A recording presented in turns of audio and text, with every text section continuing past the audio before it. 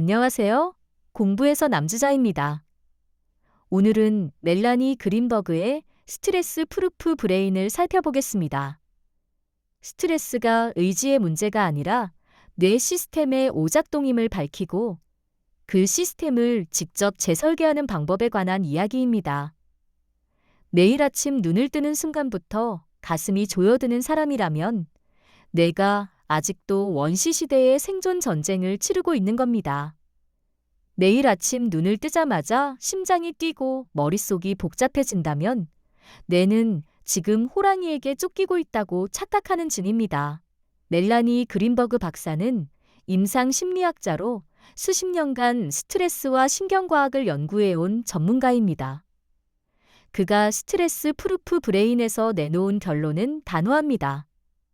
스트레스를 이기려면 의지를 키울 것이 아니라 뇌의 구조 자체를 이해하고 재설계해야 한다는 겁니다. 이 책은 고장난 뇌의 생존 알람을 끄고 삶의 주도권을 되찾아줄 구체적인 신경과학 설계도입니다. 스트레스를 이겨내겠다는 다짐은 번번이 무너집니다. 의지가 부족해서가 아닙니다. 수십만 년 전 생존을 위해 만들어진 낡은 알람 시스템을 현대의 복잡한 일상에 그대로 쓰고 있기 때문이죠. 멜라니 그린버그 박사는 스트레스를 없애려고 애쓰는 대신 뇌의 구조 자체를 이해하고 재설계해야 한다고 단언합니다. 그 낡은 알람의 정체는 뇌 한가운데 자리 잡은 편도체입니다. 이 편도체는 원시시대의 굶주린 포식자와 쏟아지는 업무 이메일을 전혀 구분하지 못합니다.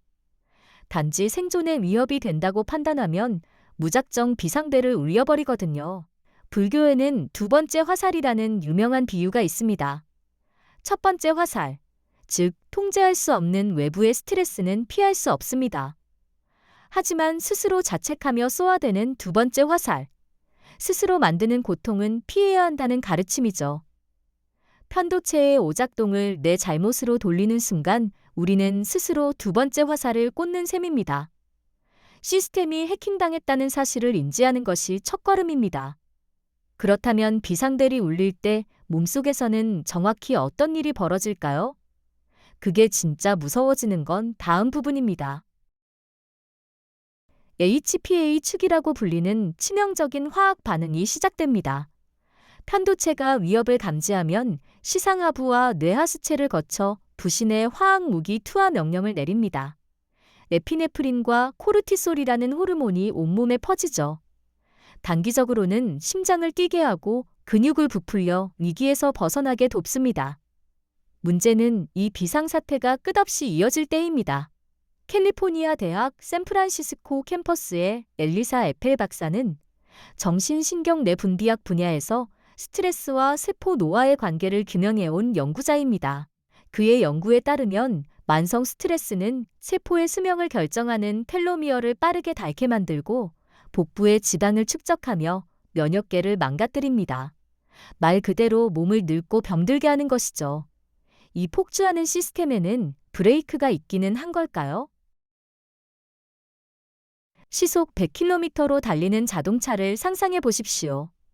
브레이크 없이 엑셀러레이터만 밟는다면 결국 엔진은 터져버리지고 맙니다. 몸의 자율신경계도 이와 같습니다. 스트레스를 받을 때 작동하는 교감신경계가 엑셀러레이터라면 부교감신경계와 미주신경은 휴식을 돕는 브레이크 역할을 하죠.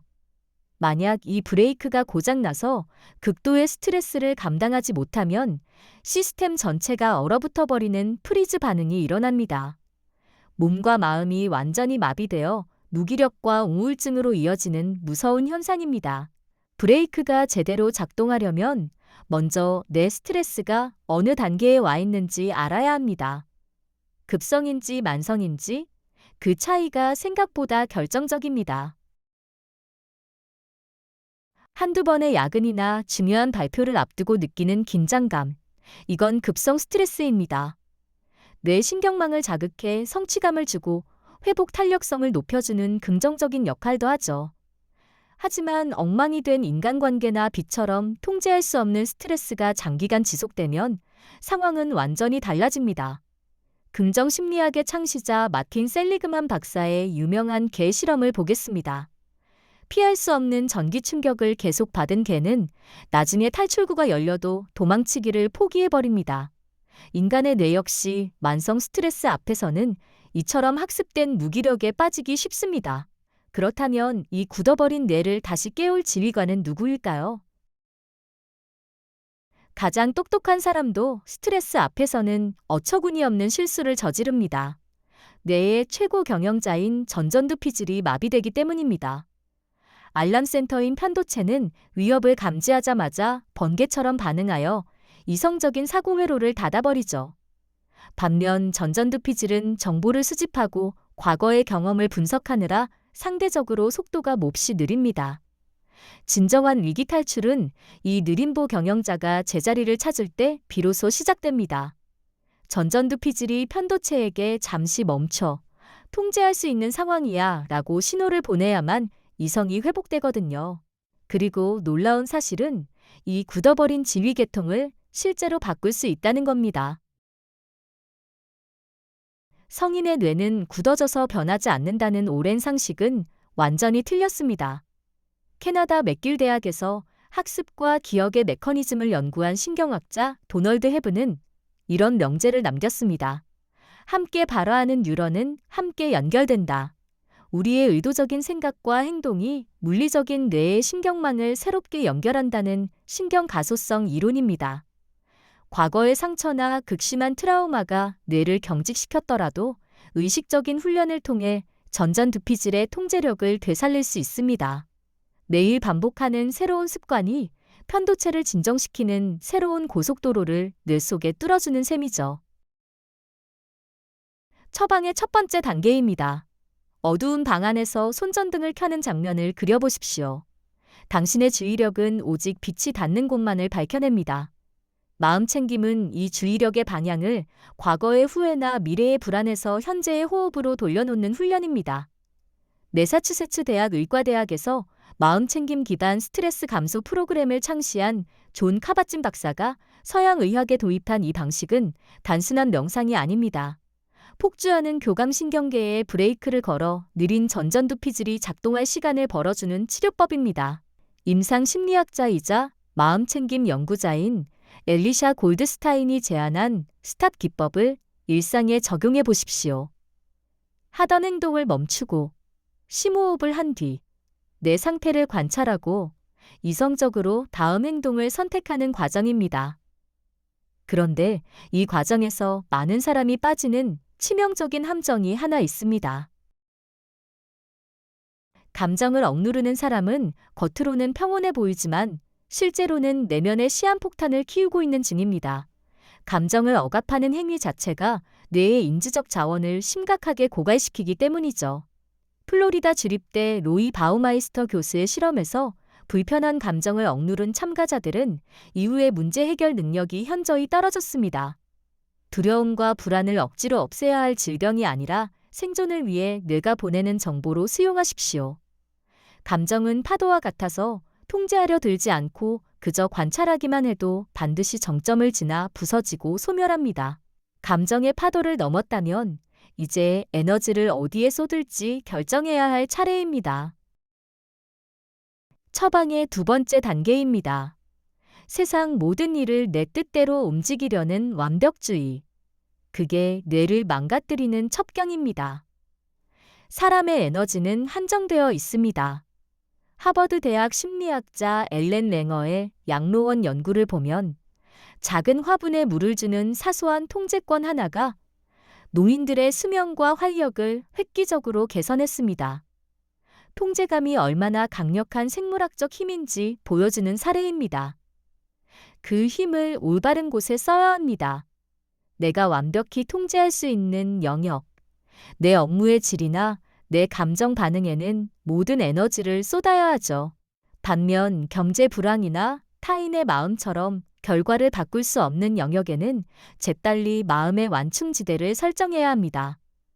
중요도가 떨어지고 통제권도 없는 일은 과감히 무시하는 결단을 내려야 합니다. 뇌의 인지적 자원을 진짜 중요한 곳에 집중하는 것, 그것이 스트레스를 연료로 바꾸는 핵심 전략입니다. 그런데 에너지를 제대로 배분하려면 먼저 뇌가 세상을 얼마나 왜곡해서 보고 있는지를 알아야 합니다. 스트레스를 받으면 뇌는 세상을 있는 그대로 보지 못하고 생각의 함정이라는 렌즈를 끼웁니다. 100점이 아니면 모두 실패라고 단정 짓는 흑백 논리. 부정적인 파편 하나에만 집착하는 터널 시야가 대표적이죠. 가장 위험한 함정은 아직 일어나지도 않은 최악의 시나리오를 사실로 둔갑시키는 재앙화입니다. 당신을 숨막히게 하는 그 두려움은 현실이 아니라 불안한 뇌가 임의로 만들어낸 가설일 뿐입니다. 객관적인 데이터와 전전두피질의 이성적 판단을 동원하여 그 가짜 위협들을 단호하게 기각해야 합니다. 이 치열한 인지전쟁에서 시스템이 버텨주려면 마지막 방어막이 필요합니다. 스스로에게 엄격한 사람일수록 위기에 강할 것 같지만 실제는 그 반대입니다. 텍사스 대학에서 자기자비 연구를 선도해온 크리스틴 네프 교수의 연구를 보면 가혹하게 자신을 채찍질하는 완벽주의자일수록 스트레스 환경에서 더 쉽게 무너졌습니다. 진정한 내구성을 만드는 완충기는 바로 자기자비입니다. 내가 실패하거나 상처받았을 때 가장 친한 동료를 위로하듯 자신에게 다정한 말을 건네는 것이죠. 나침반이 흔들리는 것이 당연하듯 고통과 실수는 나만의 결함이 아니라 누구나 겪는 진화적 과정임을 인정하는 겁니다. 이 유연한 태도가 뇌의 패닉을 막고 회복을 돕는 가장 강력한 보호구가 됩니다. 수많은 신경과 혈관이 얽힌 뇌 속의 복잡한 회로를 상상해 보십시오. 과거의 상처나 해결되지 않은 감정들은 이 회로의 흐름을 끊어버립니다. 그 결과는 두 가지입니다. 변화를 거부하며 돌처럼 굳어버린 경직된 뇌. 완벽주의와 과도한 통제로 하나의 방식에만 집착하다 부러지는 상태입니다. 혹은 감정에 완전히 압도되어 폭풍우 속을 헤매는 혼돈 상태. 패닉과 무기력, 회피와 중독으로 이어지는 통제력 상실이죠. 정신과 의사 다니엘 시겔은 건강한 뇌의 핵심 조건을 통합이라고 불렀습니다. 이성과 논리를 담당하는 전전두피질과 감정을 주관하는 편도체가 막힘없이 소통할 때 우리는 인지적 유연성을 얻게 됩니다.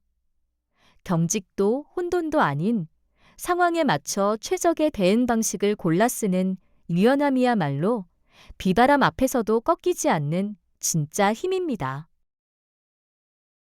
우리가 살아 숨쉬는 한 스트레스가 완벽히 사라진 삶은 불가능합니다. 하지만 뇌의 운영 시스템을 업그레이드한다면 그 결말은 완전히 달라지죠. 편도체가 울리는 알람을 있는 그대로 수용하되 통제할 수 있는 영역에 집중하여 전전두피질을 깨우십시오.